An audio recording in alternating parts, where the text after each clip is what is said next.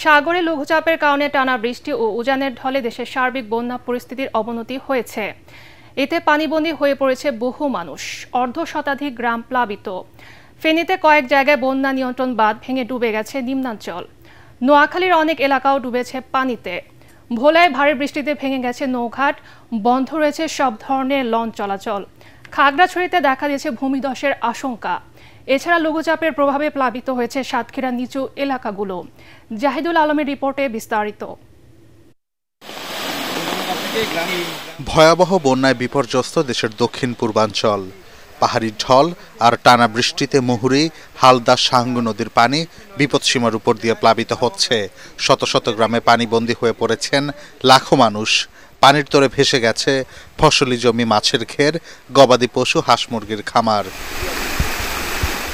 সকালে ফেনী শহরের জলাবদ্ধতার কিছুটা উন্নতি হলেও ভারী বৃষ্টি আর উজানের ঢলে মুহুরী ও সিলোনিয়া নদীর পানির তোরে বন্যা নিয়ন্ত্রণ বাঁধের অন্তত 14টি স্থানে ভাঙন দেখা দিয়েছে।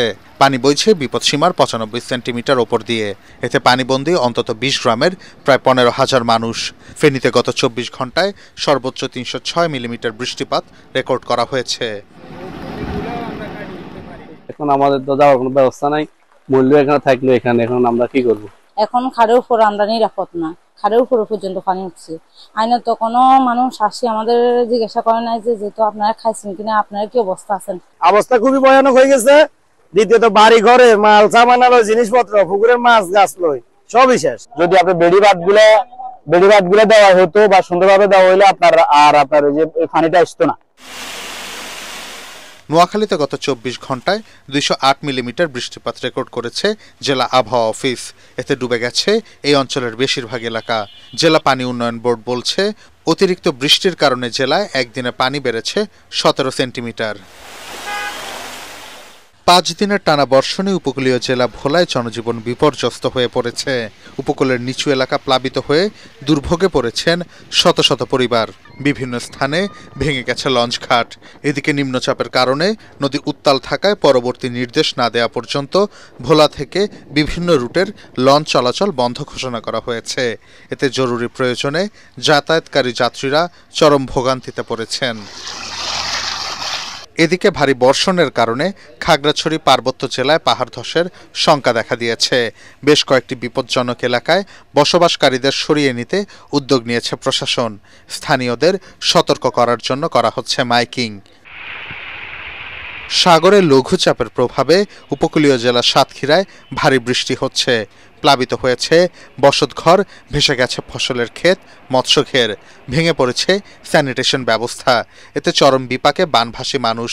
সাতক্ষীরা আবহাওয়া অফিস জানায়, গত 24 ঘন্টায় সাতক্ষীরায় 97 মিলিমিটার বৃষ্টিপাত রেকর্ড করা হয়েছে। এটি আগামী 2 দিন অব্যাহত থাকতে পারে। লঘুচাপ ও মৌসুমী বায়ুর প্রভাবে রংপুর ছাড়া দেশের 7 বিভাগে প্রবল বৃষ্টিপাত হচ্ছে বলে জানিয়েছে আবহাওয়া অফিস। ফেনীতে 24 ঘন্টায় 399 মিলিমিটার ও ঢাকায় 77 মিলিমিটার বৃষ্টিপাত রেকর্ড করা হয়েছে। ভারী বৃষ্টির কারণে পাহাড় ধস ও জলজটের সতর্ক করা হয়েছে। এদিকে টানা বৃষ্টি ও যানজটে ভোগান্তি হচ্ছে কর্মজীবীদের। মিজান শাহজাহানের রিপোর্ট।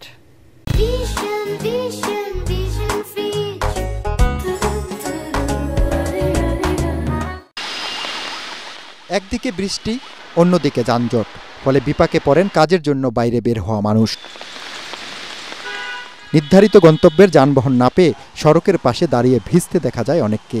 বৃষ্টির জন্য গাড়ি ঘোড়ার খুবই সমস্যা হচ্ছে, আর গাড়ি ঘোড়া পাওয়া যাচ্ছে না। বৃষ্টির ভিতরে একটু খারাপই, কারণ গাড়ি ঘোড়া পাওয়া যাচ্ছে না, জার্নি একটু কষ্ট। ট্রাফিক পুলিশ বলছে, বৃষ্টির পানি জমার কারণে যানবাহন বিকল হয়ে যানজটের সৃষ্টি হচ্ছে। তখন পরিস্থিতি নিয়ন্ত্রণে হিমশিম খেতে হয় তাদের। 2টা গাড়ি নষ্ট হয়েছে পরপর।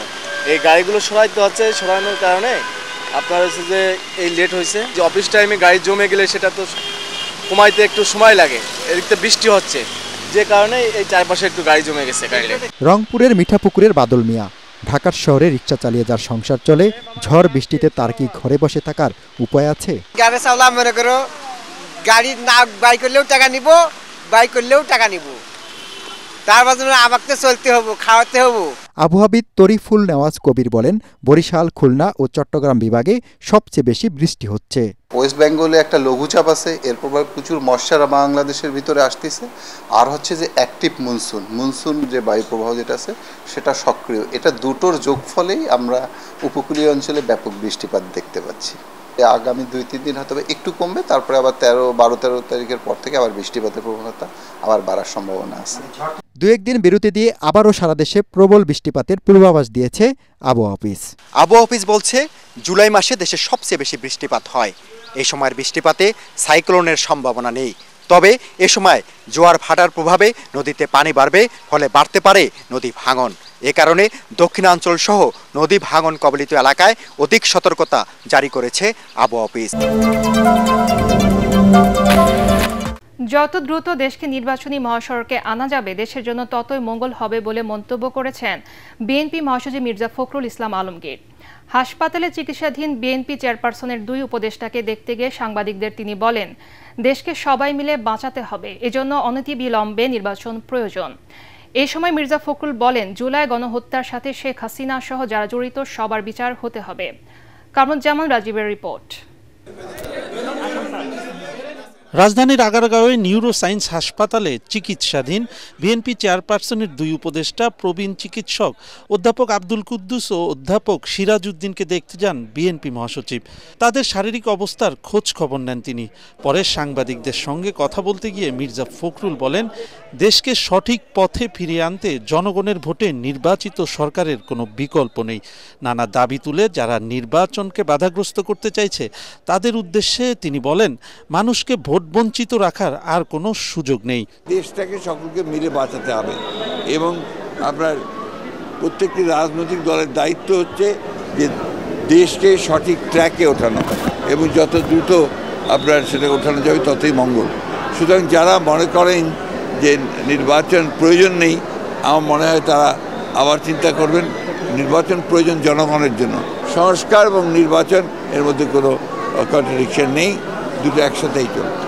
এ সময় তিনি অভিযোগ করেন, আওয়ামী ফ্যাসিবাদী শাসনের সবচেয়ে বড় শিকার বিএনপি। জুলাই গণহত্যার জন্য এককভাবে শেখ হাসিনা দায়ী দাবি করে জড়িত প্রত্যেক ব্যক্তি ও দল হিসেবে আওয়ামী লীগের বিচার চান মির্জা ফখরুল। শেখ হাসিনা তিনি এককভাবে, আমি মনে করি, responsible for the killing of thousands of people. সুতরাং তার বিচার ইতিমধ্যে শুরু হয়েছে। আমরা আশাবাদী তিনি এবং তার সঙ্গে যারা এই হত্যাকাণ্ডের সঙ্গে, গণহত্যার সঙ্গে এবং এই ফ্যাসিস্ট আক্রমণের সঙ্গে জড়িত দলগত হিসাবে তাহলে অবশ্যই তাদেরও বিচার হওয়া উচিত বলে আমি মনে করি। পরে তিনি রাজধানীর একটি বেসরকারি হাসপাতালে চিকিৎসাধীন বরেণ্য লালন সঙ্গীত শিল্পী ফরিদা পারভিনকে দেখতে যান। গুনিয়ে এই শিল্পীর সর্বোচ্চ চিকিৎসা নিশ্চিতে প্রধান উপদেষ্টার হস্তক্ষেপ চান বিএনপি মহাসচিব। আমি আহ্বান জানাবো যে বোর্ড করে তাকে সর্বোচ্চ চিকিৎসা বিদেশে দরকার হলে দেওয়ার ব্যবস্থা করতে হবে। ভারতীয় সীমান্তরক্ষী বাহিনী বিএসএফ এখন খুনি বাহিনীতে পরিণত হয়েছে বলে মন্তব্য করেছেন জাতীয় নাগরিক পার্টি এনসিপির আহ্বায়ক নাহিদ ইসলাম। তিনি বলেন, চুয়াডাঙ্গা সহ দেশের বিভিন্ন সীমান্তে 54 বছর ধরে সাধারণ মানুষকে হত্যা করেছে বিএসএফ। দেশবাসীকে এই হত্যাযজ্ঞ প্রতিহতের আহ্বান জানান তিনি। দুপুরে চুয়াডাঙ্গার হাসান চত্বরের পথসভায় তিনি এসব কথা বলেন। এর আগে চুয়াডাঙ্গার হাট বোয়ালিয়া থেকে পদযাত্রা শুরু করেন এনসিপি নেতারা। প্রতিনিধি রফিক রহমানের তথ্য ছবিতে রিপোর্ট মাঝারুল হক মুহাজিরের। দেশ গড়তে জুলাই পদযাত্রার 9ম দিনে জাতীয় নাগরিক পার্টি এনসিপির নেতাকর্মীরা যান সীমান্তবর্তী জেলা চুয়াডাঙ্গায়। এই উপলক্ষে জেলার হাটবোয়ালিয়া ও আলমডাঙ্গাতে হাজির নাহিদ, হাসনাত, সামান্তারা। বৃষ্টি উপেক্ষা করেই রাস্তার 2 পাশে দাঁড়িয়ে শত শত মানুষ হাত নেড়ে বরণ করে নেয় তাদের। দুপুরে চুয়াডাঙ্গার শহীদ হাসান চত্বরে অনুষ্ঠিত হয় পথসভা। এ সময় 24-এর শহীদের আকাঙ্ক্ষা বাস্তবায়নে এনসিপি বদ্ধপরিকর বলে জানান এনসিপি নেতারা। আমরা স্পষ্টভাবে বলতে চাই, আলমডাঙ্গার মাটিতে আর নেক্সট টাইম যদি চাঁদাবাজির কোনো চিন্তা করেন, পিটিএসকে ছাল তুলে ফেলবো। দেশের মানুষ বাংলাদেশকে যেই জায়গায় দেখতে চেয়েছিল, আরেক জুলাই আসার পরও এই 1 বছরে বাংলাদেশকে আমরা সেই জায়গায় এখন পর্যন্ত দেখতে পাই।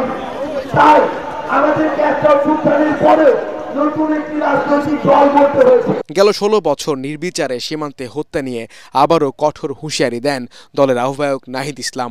বলেন, বিএসএফ কোনো সীমান্তরক্ষী বাহিনী নয়, এটি একটি ভারতীয় খুনি বাহিনী। বিবিসি একটা রিপোর্ট করেছে, যেখানে দেখা যাচ্ছে যে শেখ হাসিনা নিজেই গুলি চালানোর সকল অর্ডার দিয়েছিলেন।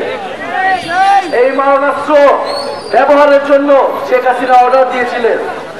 এই সকল হত্যাকাণ্ডের জন্য এই খুনি হাসিনা এবং তার দল আওয়ামী লীগ দায়ী।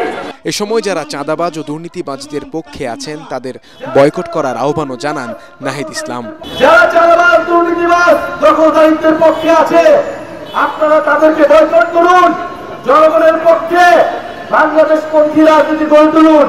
চুয়াডাঙ্গার মানুষের উন্নয়ন, চুয়াডাঙ্গার মানুষের শিক্ষা, কর্মসংস্থান এর পক্ষে দাঁড়ান। জাতীয় নাগরিক পার্টির নেতৃবৃন্দ আপনাদের সাথে থাকবে। চুয়াডাঙ্গার পথসমাবেশ শেষে ঝিনাইদহে পথসভা ও পথসমাবেশ করে এনসিপি। এ সময় নাহিদ ইসলাম সহ ডাক্তার তাসনিম জারা, হাসনাত আব্দুল্লাহ, সার্জিস আলম এবং দলের কেন্দ্রীয় ও তৃণমূল পর্যায়ের নেতাকর্মীরা উপস্থিত ছিলেন। এর আগে মঙ্গলবার রাতে মেহেরপুরের মুজিবনগরে এনসিপির কার্যালয় উদ্বোধন করেন দলের আহ্বায়ক নাহিদ ইসলাম। 3টা মূলমন্ত্র এবং এই ঘোষণাপত্র পাঠ করা হয়েছিল এই মুজিবনগর থেকে। দাতাদের পরামর্শে নয়, বরং দেশের স্বার্থে অর্থনৈতিক সংস্কার করা হচ্ছে বলে জানিয়েছেন অর্থ উপদেষ্টা ডক্টর সালেউদ্দিন আহমেদ। ব্যাংকগুলো খেলাপি ঋণের সঠিক তথ্য দেয় না অভিযোগ করে বাংলাদেশ ব্যাংকের গভর্নর বিনিয়োগকারীদের আস্থা বাড়াতে জবাবদিহিমূলক প্রশাসন ব্যবস্থা গড়ে তোলার তাগিদ দেন। রাজধানীর একটি হোটেলে অ্যাকাউন্টিং ও অডিটিং সামিটে এসব কথা বলেন তারা। শরফুল আলমের রিপোর্ট। অ্যাকাউন্টিং ও অডিট সামিটে বিভিন্ন প্রতিষ্ঠানের আর্থিক প্রতিবেদনের স্বচ্ছতা ও জবাবদিহিতা নিয়ে আলোচনা করেন অনেকেই। বিভিন্ন প্রতিষ্ঠানের প্রতিনিধিরা জানান, আর্থিক প্রতিবেদনের দুর্বলতার কারণে ব্যাংকিং খাতে খেলাপি ঋণের পরিমাণ বাড়ছে আর্থিক প্রতিষ্ঠানের অনিয়ম, লুটপাট, আর্থিক কেলেঙ্কারির সংখ্যাও। দেশের স্বার্থে অডিটরদের স্বচ্ছতার সাথে প্রতিবেদন তৈরি করার তাগিদ দিয়েছেন বিশ্লেষকরা। SSC is investigating into IFIC's Amar bond scam. One single Mr. Rahman cannot alone preside over such an unbelievable fraud unless he was assisted by the professionals we see happily loitering around. Had piloted 20 banks and the other 41 banks will be piloted by the end of this year and it will be done. We are also going to implement IFRS 9 for all banks. অনুষ্ঠানে অর্থ উপদেষ্টা জানান, দেশে 18 lakh return জমা দেয়া হলেও 70 ভাগই zero return submit করেছেন, যা বিশ্বাসযোগ্য নয়।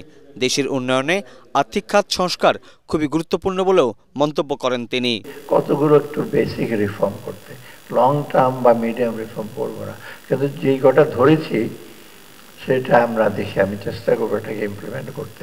অনেক বাধা বিপত্তি আসছে, দাতা সংস্থা আছে বা যারা লেন্ডার আছে, they are giving very good support, এবং এটা ফর রিজন দ্যাট এই যে রিফর্মগুলো করছে এটা কিন্তু আমাদের নিজস্ব তাগিদে এবং নিজের জন্য। অনেকে বলে IMF বলেছে দেখে এই অর্থ উপদেষ্টা এটা করেছে। দেশ ও অর্থনীতির স্বার্থে সবাইকে নিজ নিজ জায়গা থেকে স্বচ্ছতা ও জবাবদিহিতা নিশ্চিত করার আহ্বানও জানান অর্থ উপদেষ্টা। The Institute of Chartered Accountants